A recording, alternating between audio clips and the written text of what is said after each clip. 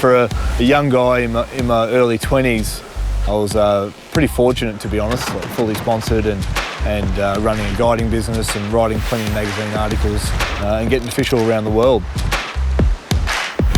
In my eyes, the world's best anglers are really good at everything. I think the best anglers are as good on big heavy tackle marlin as they are at size 22 dry flies and finicky trout and everything in between. I'm Micah Adams. I guess I'm a fisherman, definitely a fly fisherman. That's what I'm sort of known for.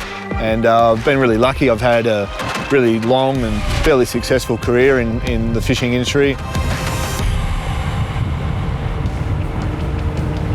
I had an idea to create a TV series. Instead of just 30 minutes of just fishing, I wanted to really showcase the adventure in getting to these exotic destinations, because often the journey is as big a part. So I started a program which I called Adventure Angler, and that ran for about a decade. For me, it was a wonderful opportunity. It took me to about 25 different countries that I got to fish and got to see some pretty amazing stuff, and really a lot of my milestones in my fly fishing career have been lucky enough to be on camera, which is incredible. But eventually I needed a break, family and life changes, and it was a 1-year break, but it was about 5 years ago. So maybe one day I'll get back into that. I met Dave Bradley, I think in my early 20s. I was a young photojournalist being sent on this sort of mothership assignment in Cape York, and Dave was one of the guides there, and we were similar kind of age, but very similar kind of blokes really, and him and I just really got on, and we've basically been best mates ever since. Going to 1. It's at 1 o'clock. Dave was a pivotal part of Adventure Angler. He was in every single season as a co-host.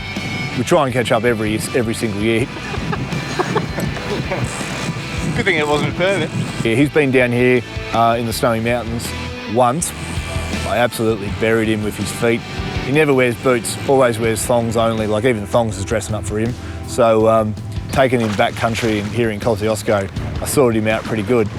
But we did catch a lot of fish, and we certainly drank a bit of rum, which is kind of nice too. Wearing shoes and doing a whole lot of walking is just not my sort of activities. It's fun, but I pay for it. I've known Micah possibly almost 20 years, I reckon. There's plenty of memorable stories because I think I worked out it really costs so much to make television because of the alcohol bills. But aside of those stories, I guess, some really cool fishing, really, like be it Queenfish, chasing permit here at the Tarpon in Florida. Bahamas was fun, the bone fishing and the alcohol-related activities.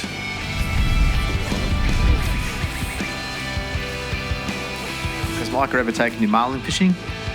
Yeah, but I hate marlin fishing. He keeps inviting me and I keep making up excuses not to come.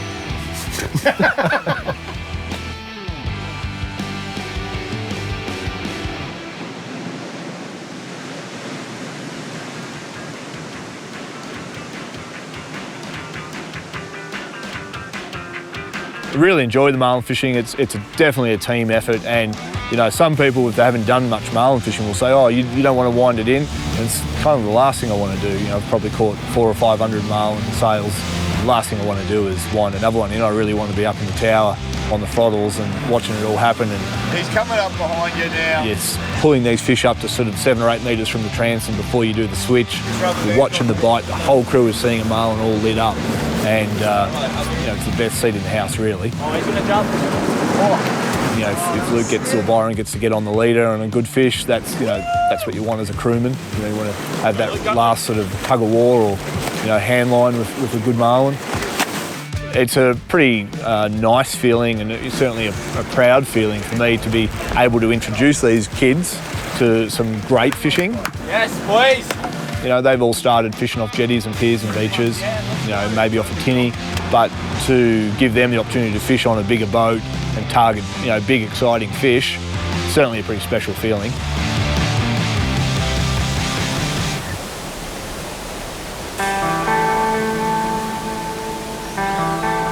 I can't think of really a better day in your life than spending a day wading through a high country mountain stream casting a dry fly at trout. It is just pure in every essence. You know, you've just got this nice little light 3, 4, 5 weight fly rod, box of dry flies and some tippet, and it just can't get any purer than that.